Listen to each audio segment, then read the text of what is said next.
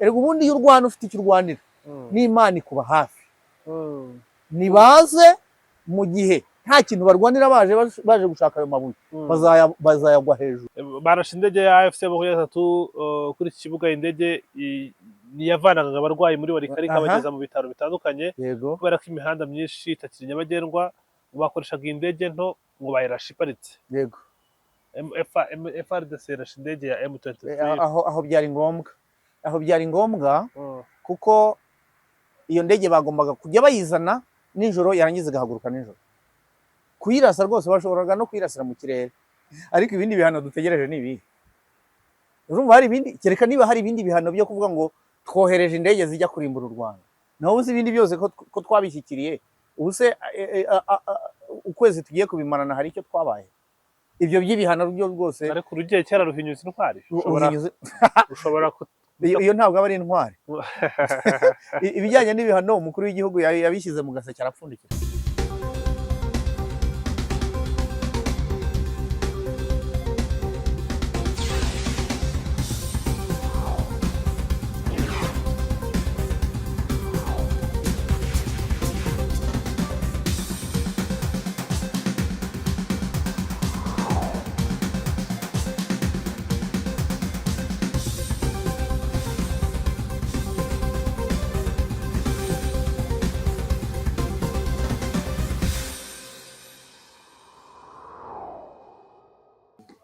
Yego, amahoro y'Imana bari namwe bakunzi ba National Radio Diaspora y'u Rwanda, ijwi rya diaspora y'u Rwanda. Turi kumwe na Viateur Rutagengwa.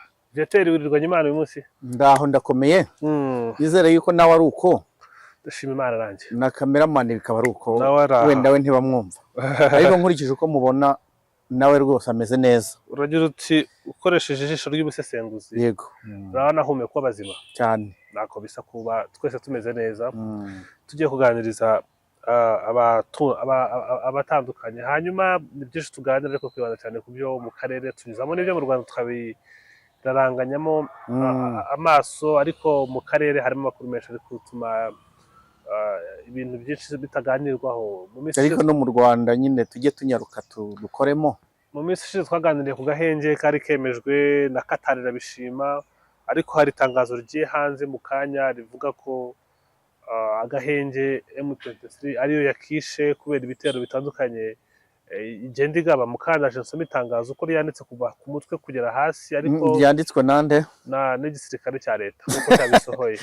Neze yije agahenge ariyo yagashyizeho, ariko M23 yaravuze ko hari bitarasobanuka neza. Yego nyine mbere yuko ujya kuri iryo tangazo dushobora kuba twaranabiganiriye mu biganiro bishize.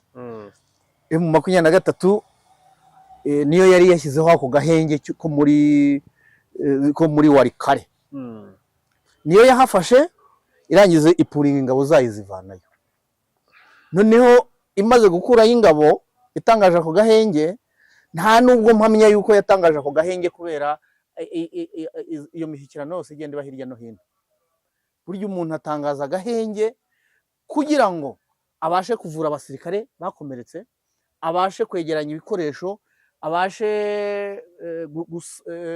gutunganya imbunda izakwamye bazikore, amabombe bayanike ajye ku kazuba na za cagi zayo, imbunda zagiyemo zatoye uruhumbu kubera urume babashe kuzitunganya.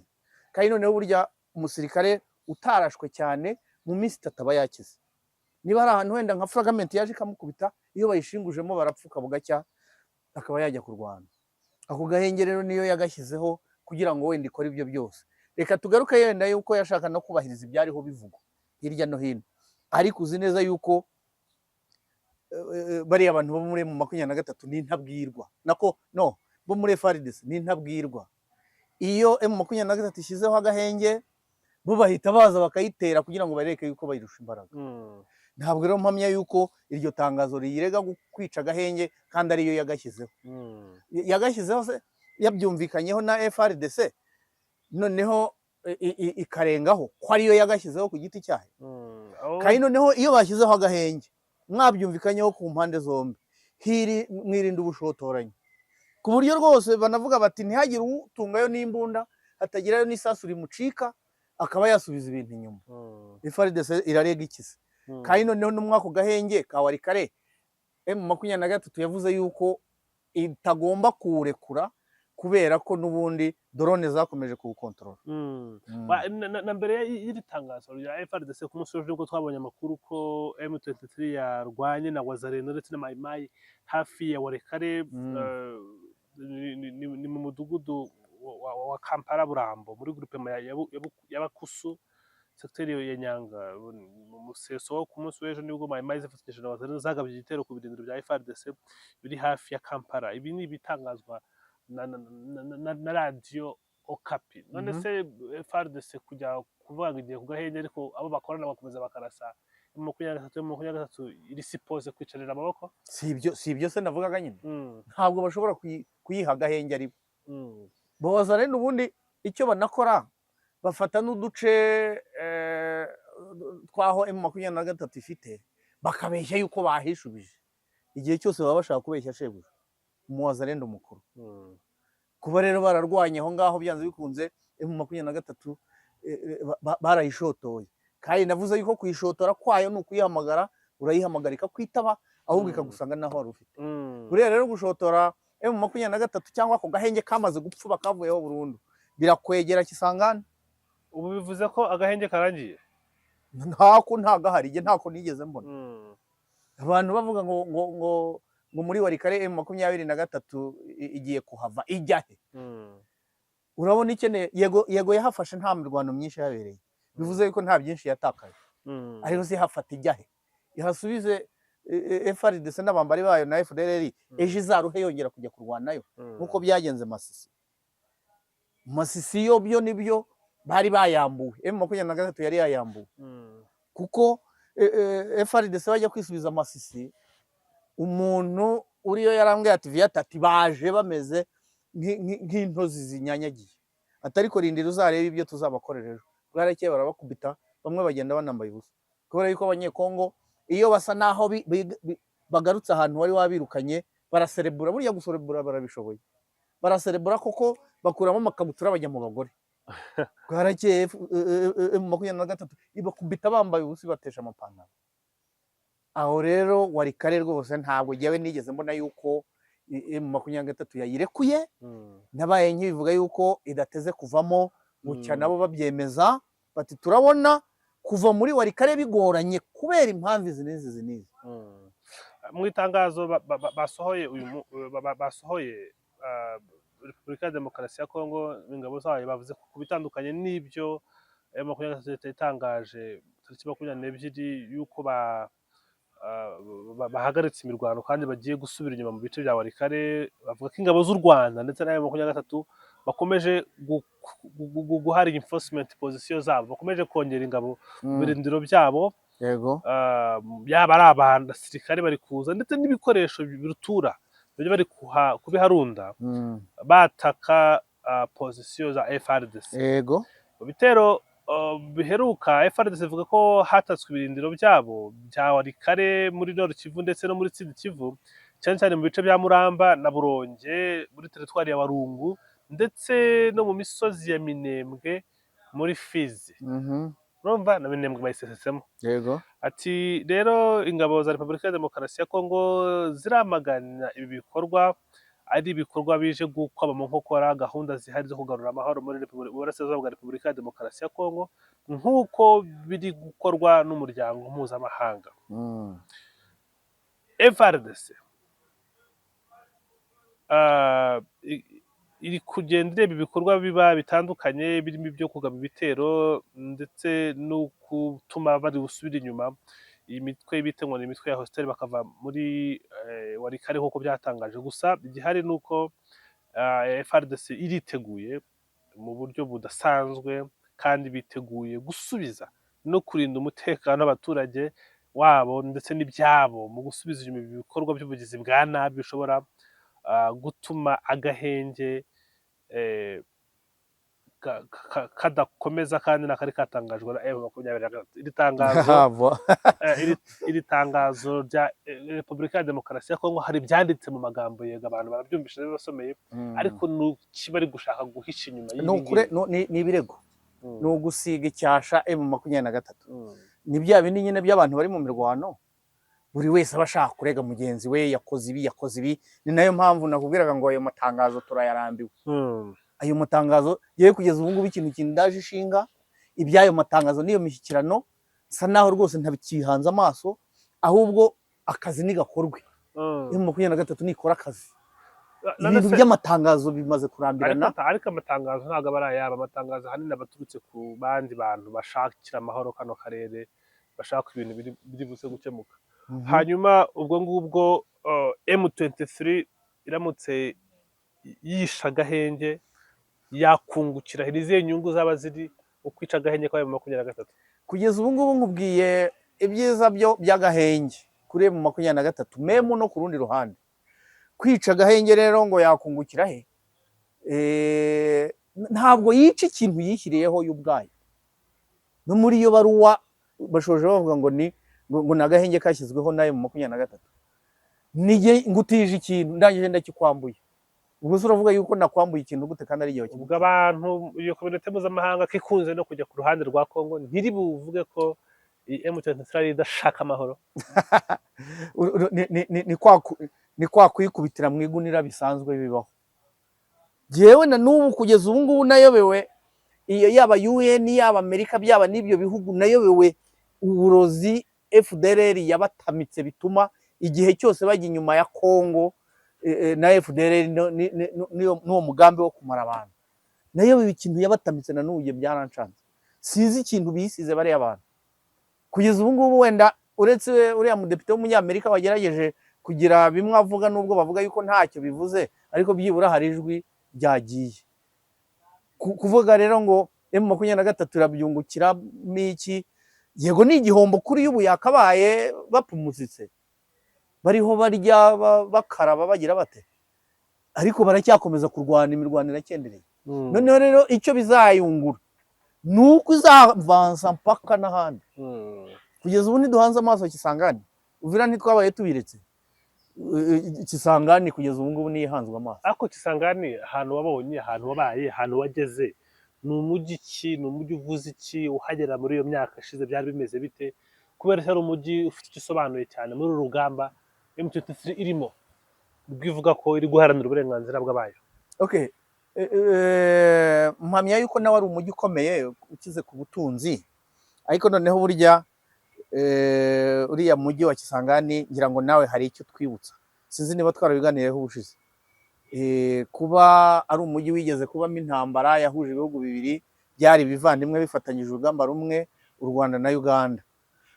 Kandi noneho umujyi wa Kisangani nakubwiye yuko kuwufata bizoroha kujya Kindu, kuko harimo ibirometero bike. Wagera Kindu bikoroha kujya Mbujimayi. Tayari ubwo iki gice cyose ukabura kigose na ya Uvira bavugaga kivanamo. Gufata rero uwo mujyi nugukomeza guproteja aho ufite. Kandi noneho ikindi nabonye aho ngaho wari kare niho hantu hambere hagaragaye indege za M23.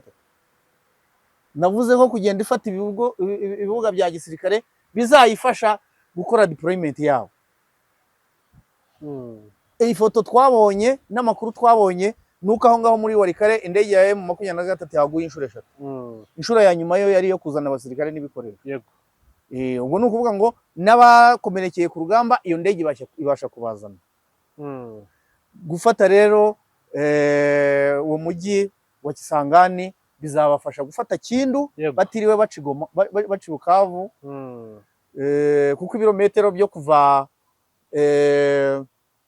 aho ngaho uza Kindu biroroshye kurusha kumanukira hano Bukavu. Ariko Kindu uvuge uyitsindagira kuko ni umujyi utoroshye, ni umujyi ufite inyungu zikomeye cyane z'Ababirigi, kandi Ababirigi baranahadeploye. Ibiramambu ni naho nururukiye, nakubwiye ko ariho nururukiye. Warabimbwiye iyo Kindu uraza kuvamo ifitwa n'Ababirigi. Ariko abo Babirigi kugeza nkawe ucukumbura cyane ko nabonye hari Ababirigi babihakana.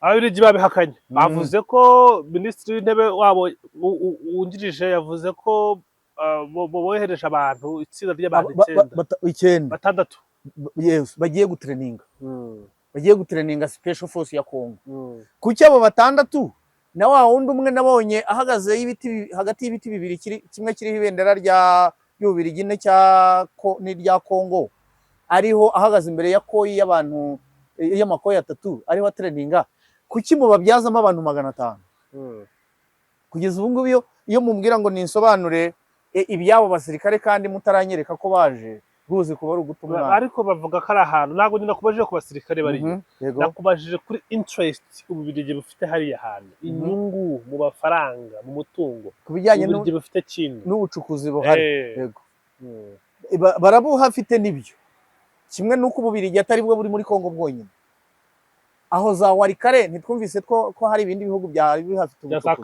Canada ntabwo ari bwo bwonyine nuriya muzungu w'umunyamerika yavuze ati abantu mufite inyungu hariya nimugerageze mwumvikanisha abantu ibintu bigende neza kuba rero Ububirigi buhafite inyungu na ya ndege watwerekaga mu kiganiro kindi twahuriyemo yanyuze Kinshasa Bujumbura Kindu isirikira gutyo nizo nyungu ihakurikiye wenda no kudeploying izo ngabo nubwo numva babihakanye nizo nyungu z'amabuye ariko ntabwo mpamya yuko kuba izo nyungu bazihafite bizatuma M23 ivuga ngo turahabarekeye ayo mabuye nayo irayakeneye rega nayo ikeneye ubutunzi turahabarekeye kubera ari Ababirigi reka ahubwo abo Babirigi niba banaje nibaze bahahurire ariko M23 yegera komeye ariko urane yakiyangaje ku musirikare w'Ububirigi umwera umukoroni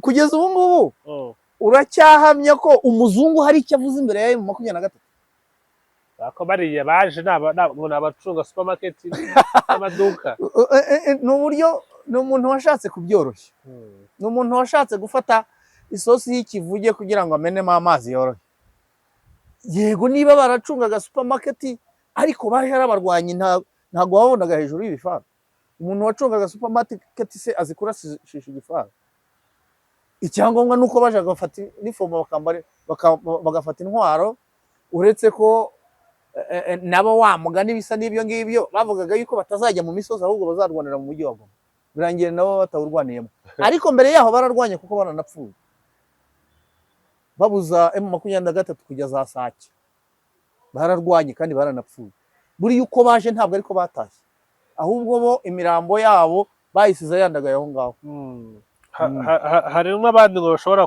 koherezwa ibyo byo namakuru akiri banga nuko rero uti bariya barabacanshuro noneho Belgian Air Force Ububirigi bwaza nk'igihugu okay sawa rero Ububirigi se wabwirwa n'iki uko bwarusha South Africa yo ntitwumvaga yuko akaye mu 23 kayibayeho nabo bizabagendekera nk'uko erega ubundi y'u Rwanda ufite icyo urwanira n'Imana ikuba hafi nibaze mu gihe nta kintu barwanira baje gushaka ayo mabuye bazayagwa hejuru ahubwo icyo cyo nicyo kinaruta byose mugani ufite icyo urwanira n'Imana ikuba hafi hanyuma hari amakuru ahari avuga ko Fardc yarashe ikibuga kinini cya Kigoma kiri muri Warikare iki kibuga kinini cyakize barashe indege ya FC-23 kuri iki kibuga indege niyavanaga abarwayi muri Warikare ikabageza mu bitaro bitandukanye kubera ko imihanda myinshi itakiri nyabagendwa bakoreshaga indege nto ngo bayirashe iparitse yego Fardc yarashe indege ya M23 aho byari ngombwa kuko iyo ndege bagombaga kujya bayizana nijoro yarangiza gahaguruka nijoro kuyirasa rwose bashoboraga no kuyirasira mu kirere kuba bayirashe niba ari byo koko mige rwose na ziriya za Sikoyi zayirasa ahubwo icyo nahamya M23 yahera avuga ko ari Repubulika ya Demokarasi ya Kongo yisha agahenge dore ko ariyo yababanje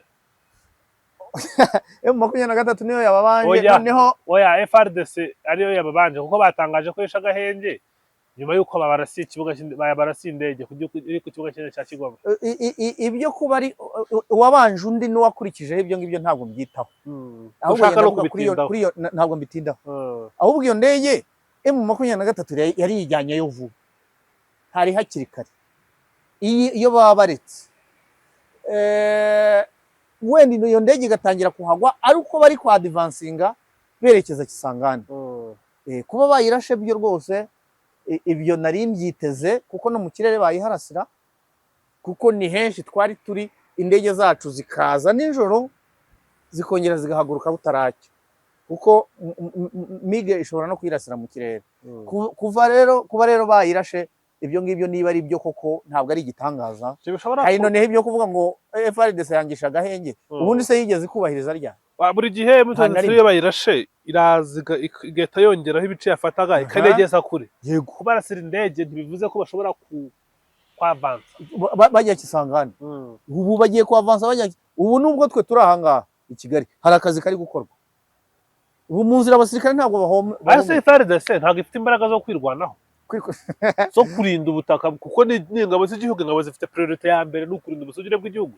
Bayifatanya ibyo bicirihe nta kishoboye. Bava na Rumeya munani muri Afrika. Rumeya munani ninde abantu bakora urwo rutonde ni bande? Ko ari nk'abandi bakora urutonde rw'abakire hano mu Rwanda kugira ngo bazabahe za giti. Icyo gisirikare okay, wenda ubwinshi bwabo n'ingengo y'imari ijyamo, n'ingengo y'imari ijyamo nibyo bibagira ba munani ku isi. Ariko noneho ku bijyanye n'imirwanire, wa mugabo nawe ubwawe aka kanya waguha wenda kameramani wawe bakaguha rapigi imwe wagenda section ya Fardc wahita akizo kabo bwaziciye amazi kweri. Hari umuntu wamwe ngo Fardc 98 ya 2000 na kangahe, nubwo yaza 2050 Fardc ihora ari Fardc, kamere ni imwe. Icupa ryari inzoga ryari dushayidusari icupa. Ubakuyeho kunywa ibiyobyabwenge. Edayeri ni iyihe mpamvu Colonel Nanga yatangaje yuko umunsi bafashe igihugu Fardc bazayisesa yose? Nuko babona yuko nta gisirikare kirimo. Reka nta gisirikare kirimo, bazayisesa. Biriya nabyo byanshimishije, batangire bushya cyane. Colonel Nanga yabivuze ubwo se ati nta kuvanga, nta no gusubizwa mu gisirikare.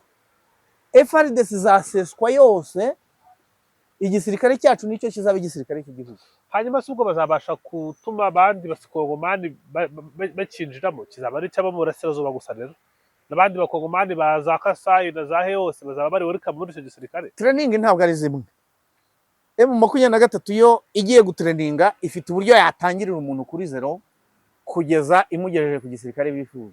Ariko izi takataka zose bagenda batoragura hari baracyari ku mafunzo, n'ibyo pass out yabo ntabwo irabaho ngo tumenye niba basubizwamo cyangwa basezererwa.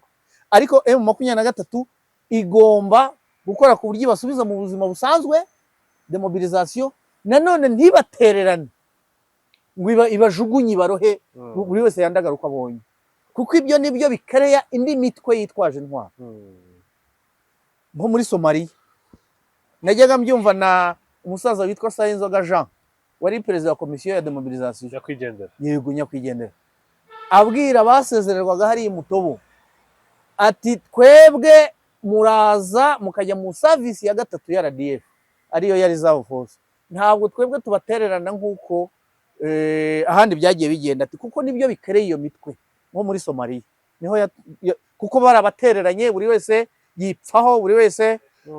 Icyo cyafashije u Rwanda cyane. Yego, burya u Rwanda kuba barabashije kumanaginga abantu bavuye mu gisirikare ni ibintu bikomeye cyane. Yego. Kuri uyu munsi haraterana akanama k'umuryango w'abibumbye gashinzwe umutekano n'u Rwanda rwakitabiriye. Yego.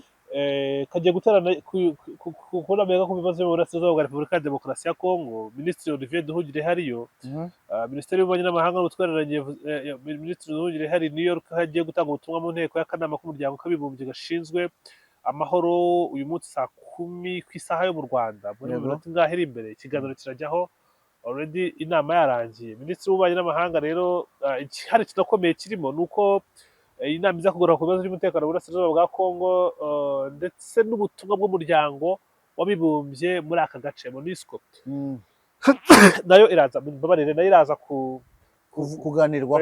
Rero muri iyi nama y'akanama gashinzwe umutekano ku isi, nyuma y'iminsi 2 bakora ibihugu by'imiryango ya SADC bakoze inama nayo yiga ku bibazo bimaze igihe mu burasirazuba bwa Repubulika ya demokarasi ya Kongo. Ni akanama ntekereza ko ku nshuro ya kenshi kabaye kagiye kuganira kuri Repubulika ya Demokarasi. Kuri ubu ngubu Minisitiri w'Ububanyi n'Amahanga w'u Rwanda yagiye nyuma y'uko wowe ndamwizeye. uratekereza iyi nama nta myanzuro ikakaye ishobora gufatwa, ishobora kuzifatira u Rwanda ndetse na M23 cyane cyane irimo ibihano? Ubwo se ariko ibindi bihano dutegereje ni ibi? Urumva hari ibindi, kereka niba hari ibindi bihano byo kuvuga ngo twohereje indege zijya kurimbura u Rwanda, naho uzi ibindi byose ko twabishyikiriye. Ubu se ukwezi tugiye kubimarana hari icyo twabaye? Ibyo by'ibihano byo rwose ariko urugiye kera ruhinyuza intwari, ushobora iyo ntabwo aba ari intwari. Ibijyanye n'ibihano umukuru w'igihugu yabishyize mu gaseke arapfundikira. Si ibintu bikwiriye kuba biduhangayikisha. Ntabwo ari ibintu bikwiye kuduhangayikisha, kandi yaravuze ngo tujye tubivuma. Ibyo twarabivumye byararangiye. Ako kanama rero kuva Olivier Nduhungire yariho, byanze bikunze akaba ari buhabwe ijambo, hari ibyo ari busobanure. Ntabwo ibyo bihano byapfa gufatwa, nta n'ikintu kiri buvemo kibangamiye u Rwanda, ahubwo icyo wari uvuze ku bijyanye na ziriya ngabo zabo ziri hariya, niba zongererwa manda, niba bazipuringa zikavayo, niba hari ayandi mabwiriza baziha, icyo ngicyo nicyo dutegereje. Reka dutegereze ikivayo. Ariko kuva Olivier Nduhungire yahari akaba ari chef wa diplomasi y'u Rwanda, aho ndamwizeye, kandi yatumwe n'umugabo. Urakoze cyane. Iriya misiyo yo rwose sinzi ko yavayo, ishobora kuba ifite izindi nyungu abantu batazi, kuko kugarura amahoro yo amakamyo yaho se yajya agafatwa mu bifaru batwaye amabuye, byo ntubizi. Yego. Ntibashaka bazirekereye. N'ubundi nta amafaranga zihembwa ntayo nari nteze kubona. Bakomeze birira amafaranga ku bundi imyaka 20 n'ingahe bamaze iminsi bayarya, ntacyo byatwaye byahungabanyijeho u Rwanda. Ariko iyi misiyo kihari kaba nta mbuto irera, yerekana ko wenda hari ikintu baje gukora. Imitwe yitwaje intwaro ya FDLR ikaba igihari, abaturage bakaba bakiri mu buhungiro, bakaba bayongeza manda, ari Loni ibikora.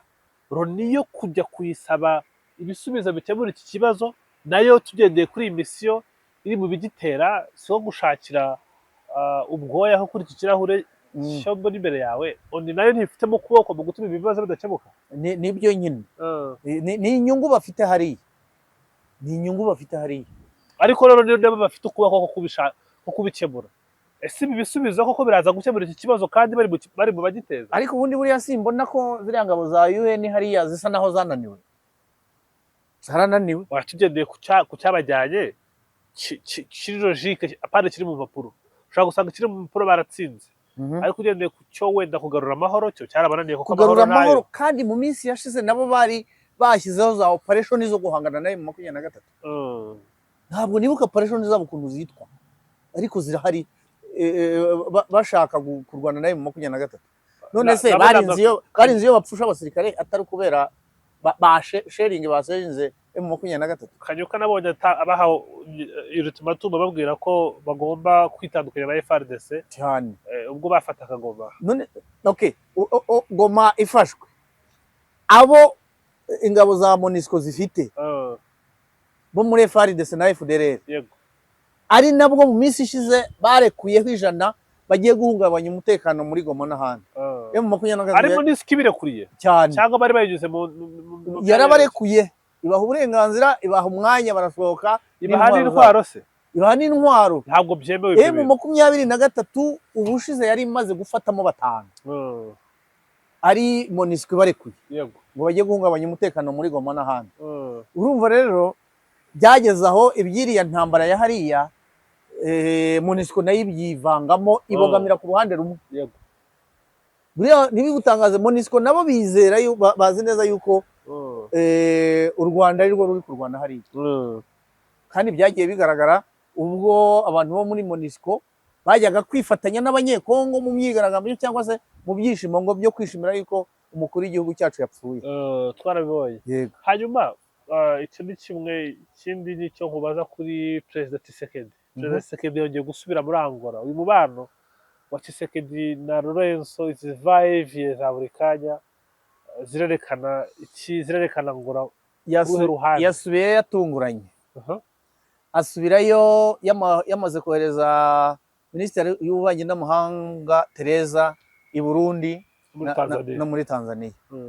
Minisitiri w'Intebe niba ari Minisitiri w'Ingabo we yari muri Afurika y'Epfo. jewe mpamya yuko kandi ibyo bihugu byombi biracyafite abasirikare hariya uretse Angola itabafite. Mpamya yuko wenda ari ukujya kugisha inama, asubiyeyo kugisha inama chairperson wa Afurika yunze ubumwe hariya, naho wenda ibimujyanye ntago tubizi, ariko noneho ibibajyana byose bari mu gihugu cyabo, bemerewe kujya aho bashaka. Yego, ariko hano two turasesengura, none se bishobora kuba ari n'iterabwoba. Si ubwa mbere Angola yaba ije mu ntambara ya Repubulika ya Demokarasi ya Kongo. Hari igishoboka cy'uko kuri iyi nshuro twabona abasirikare, mu cyongereza baravuga ngo boots on the ground, abasirikare bari ku butaka bwa Repubulika ya Demokarasi ya Kongo baje kubafasha kurwana na M23. Noneho ukaba ushaka kumbwira yuko Lorenzo yaba agiye kubikora nk'uko Dos Santos yabikoze? Yego, arwanira Desire Kabila. Yego, ibyo nabyo niba byanabaho, niba yagiye gusaba ingabo, kuko ntaho atajya asaba ingabo, aho agiye hose ajyanwa n'ibintu bibiri: gusaba abasirikare no gusaba ibihano. Niba yagiye gusaba ingabo, Angola ikaba yarikuye mu buhuza, noneho akaba agiye kubabwira ati noneho ubwo muvuye mu buhuza nimumbabarire muze mu Rwanda. Ibyo ngibyo nibashaka bazimuhe, nibazimuhe, ariko se barazimuha, reka baze noneho turebe kuri te. Kugeza ubu twebwe ibigenda mu ndege n'ibigenda mu ikoranabuhanga tubireke, tujye tureba ngo ahubwo niba koko ibyo asaba bishyizwe mu bikorwa, nibagera hariya biragenda gute, tubareho duhanga amaso. Abo Banyangora bari bifashe ntibaze, kubera agenda avuga u Rwanda. Icyo gihe Angola na Zimbabwe bakaba barahinnye akarenge kubera ibyo baboneye hariya. Icyo gihe baratsinze. Batsinze bate? Abanyarwanda nibo batsinze. Aho ingabo zapurinze ni Kinshasa no muri Bakongo, ahandi urugamba rwarakomezaga, byarangiye ari uko imishyikirano ibaye. Noneho kuko twavuyeyo twongera twurira indege tujya Kindu, tuva Kindu tujya Rubaho dukomeza Kabinda, bitandukanye na bya bindi ahubwo Kisekedi abiwe iyo bamaze gutsindwa urugamba bashyira imbere y'urukiko. Umusirikare yatsinzwe ntabwo uhita umushyira imbere y'urukiko ngo mukatire gupfa. Wakatira abadizata mu gisirikare cyose barabahana. Deserting ni icyaha mu gisirikare. Oya, ntabwo ari cyo bivuze. Bo bavuga yuko bataye urugamba bagata ibikoresho bakabisigira umwana. Ntabwo ari dizata akatirwa. Nk'ubu hagize umusirikare w'u Rwanda utoroka igisirikare agasiga imyenda hariya akigendera iwabo, bamufasha aho ngaho yaburanira. Ariko se niba uri kurwana wenda mu bice bya Gisenyi na Ruhengeri ugapuringa, ntabwo ari desertion, ntabwo ari dizata. Hanyuma abacadiye bo baheze hese ko baruka nabo bavuzwe bati baraje nabo ntabwo bari kuza. Nangora ntabwo izirirwa iza rwose. Ntitukajye dufata umuperezida ngo tumugerekeho ibintu tutamenye. Perezida nkeka ko yagiye kugisha inama, ni ukugisha inama rwose, ujya kuvuga ngo yagiye gusaba ingabo, azi neza yuko nizaje zibitswe hariya imubambiro, babambiwe imubambiro, reka mbivuga gutya. Uvuze undi wamuha izo ingabo yabo ushaka, arashaka yuko nabo babambwa nk'uko aba South Africa bari mu bambiro. Ntabwo ari byo. Umuperezida yemerewe kujya aho ashaka, kimwe nuko ashobora no guhamagara mugenzi we i Kigali ati nawe ndaje. Uze naho naramuka aje mu Rwanda tuzavuga ngo kwaje mu Rwanda. Bari cyo bivuze yego cyane rwose. Tuzabivuga we. Ahubwo n'ibiramambu ngiye njya mubwira ngo mu misade yose yasabaga, niba yawusaga yabaga u Rwanda. Abwiye perezida ati aho usabye u Rwanda byahindura iki ku kibazo? Si ukugenda bagahumbahumba FDLR igashira hariya. FDLR kandi ari umu strategic ally wa Kinshasa. Umu allié strategique wa Kinshasa. Yego nibyo. Ntabwo ari umuntu bapfa gutanga gutyo cyenyeje. Aho bigeze ese ahubwo arabafite. Bo bamumariye iki? Ku M23 igiye kubatora ikabazana. Buriya asabye umusada nka kuriya yahuriye na Fande hariya idoha muri Qatar, akamubwira ati ariko kose ko mbona hari icyo wankorera, wampaye ingabo zikaza zikanyamurira ikibazo. Bakagenda bagatora FDLR kandi M23 yahigamo, kandi FDLR iramutse ishize FDLR se niteje oya aho ngaho nawe uri kuncanga Ehe. FDLR se niteje ikibazo Kongo ubu ngubu ntabwo bari guhangana na Kongo none se intandaro y'abiya byose ni iki bari guhangana nayo 23 akeneye umusadu umufasha guhangana na M23 oya reka ne kugucanga reka noneho tubisobanure neza yego aha intandaro y'iyi ntambara yose muri Kongo ikomoka kuri inde kuri FDLR voilà icyo nayo ndacyemera ahubwo cyamufasha ntekereza ko atari intambara ahubwo no kumufasha gukemura ikibazo neza yego gutuma ibibazo by'umutekano muke bigenda abakongomani bavuga ikinyarwanda bagahabwa uburenganzira bagataha oya n'umusada w'ingabo yawusabye bawumuha wo kurwanya ndese wo kurwanya FDLR cyo koza bamugana aramutsa ayipakuruye akavuga ati noneho babaye nk'abana bagiye rogue ntago ntiba controller basigaye bateza umutekano muke ngwino bamfashe nibo banteje President yavuze ko rwose bitabagora yaravuze kera ntago nibuka umwaka ariko muri 2020 aravuga ati Sadek Monisque itwara amafaranga menshi kandi ntago ikemura ikibazo barababaza bati sigabo z'u Rwanda ziri muri Kongo ati ntaziriye ati tuza kuba turiyo tuba twarakemuye ikibazo nibago RDF igiyeyo cyo erega inshuro zigera muri 3 yagiyeyo mu by'ukuri ikibazo yaragicogoje katagicemuye burundu se nuko baje erega n'ubu ngube ejo bundi mu minsi yashize 23 y'uburi mirwano umenya muri 2012 hari igihe nanone twagiye tubona havuye ingabo z'u Rwanda tutari tubizi ko ziri zari mu buri tureke za operation zizwi umoja wetu Kimya 1 Kimya 2 kandi umoja wetu niyo yagiye ikubita FDLR irayicogoza kweri irayicogoza kweri ku buryo imutobodo bari buzuye barapakiye baruzura yego ubu rero uje ugasaba umusada ndi kuvuga akawusaba u Rwanda rwagenda